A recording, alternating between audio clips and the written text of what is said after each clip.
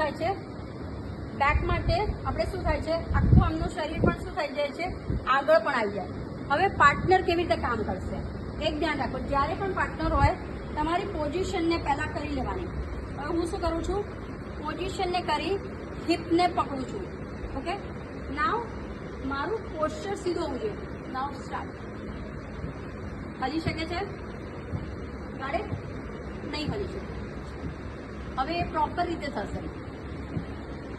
C heap tight અને મેં પણ પોઝિશન આપી દીધી છે. This is the first one. એટલે તમારે આ કોશિશ કરવાની, તમારે આમ કે આમ નહીં, તમે જેટલા પ્રોપર હશો એટલું જ શું થશે, તમે પણ ઇઝીલી કરી શકો. એકલા કરશે તો નહીં થાય.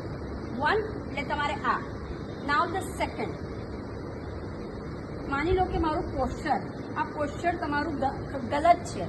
ઓકે, શું કરવાનું છે, પાર્ટનરનો હાથ લઈ લેવાનો છે, પાર્ટનરનો હાથ. અને ધ્યાન રાખો, પોસ્ચર ક્યારે ગલત હોય, શોલ્ડર બ્લેડ્સ તમારા ઓલવેઝ આમ ને આમ રહેતા હતા. હવે મને અહીંયા પોસ્ચર ગલત છે અને મારા બેકમાં પેન થઈ રહ્યું, તો હું શું કરું, બેલેન્સ કરવાનું છે. ભલે થાય પાર્ટનરને કહેવાય આ રીતે આખો હાથ પકડી લેવાનો. પાર્ટનરને સપોર્ટ કરશો તો હું ધીરેથી નીચે L4 L5 ધેન સ્ટ્રેચ કરીશ. ગાડે ધીસ વન. એટલે તમારું પણ સ્ટ્રેન્થનિંગ થશે અને પાર્ટનરનું પણ ખેંચાશે. Than slowly down.